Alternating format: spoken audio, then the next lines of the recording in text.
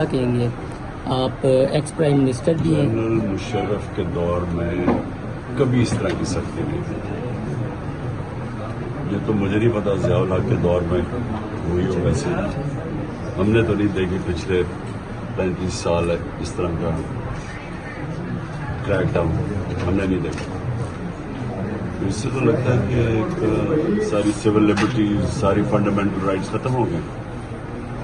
بس اب تو صرف عدلیہ رہ گئی ہے جو کہ لوگوں کے انسانی حقوق کی حفاظت کر رہی ہے. باقی تو کچھ بھی نہیں ہے. باقی تو جس کو مرضی اٹھا لو، جب چاہو کسی کو اٹھا لو. تو خان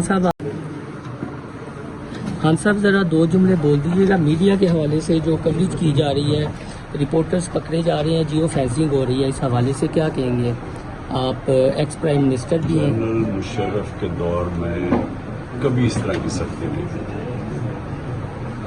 یہ تو مجھے نہیں پتا ضیاء الحق کے دور میں ہوئی ہو. ویسے ہم نے تو نہیں دیکھی پچھلے 35 سال اس طرح کا کریک ڈاؤن ہم نے نہیں دیکھا.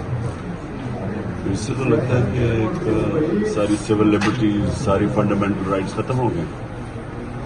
بس اب تو صرف عدلیہ رہ گئی ہے جو کہ لوگوں کے انسانی حقوق کی حفاظت کر رہی ہے. باقی تو کچھ بھی نہیں ہے. باقی تو جس کو مرضی اٹھا لو، جب چاہو کسی کو اٹھا لو. تو خان صاحب آپ عزم جوان ہیں، ابھی بھی آپ کا پرعزم ہے اور ڈٹ کر کھڑے ہیں. آپ جتنے مقدمات بنائے جا رہے ہیں، پیشیاں ہیں. آخری گیند تک لڑنے والا کپتان تھا اور آخری گیند تک لڑنے. یہ بتائیے گا جلسے جمہوریہ کیا کہیں گے آپ ایکس پرائم منسٹر بھی ہیں؟ جنرل مشرف کے دور میں کبھی اس طرح کی سختی نہیں تھی.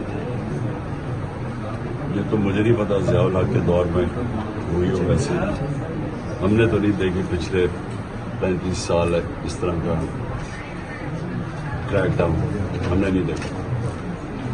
اس سے تو لگتا ہے کہ ایک ساری سول لبرٹیز ساری فنڈامنٹل رائٹس ختم ہو گئے. بس اب تو صرف عدلیہ رہ گئی ہے جو کہ لوگوں کے انسانی حقوق کی حفاظت کر رہی ہے. باقی تو کچھ بھی نہیں ہے. باقی تو جس کو مرضی اٹھا لو، جب چاہو کسی کو اٹھا لو. تو خان صاحب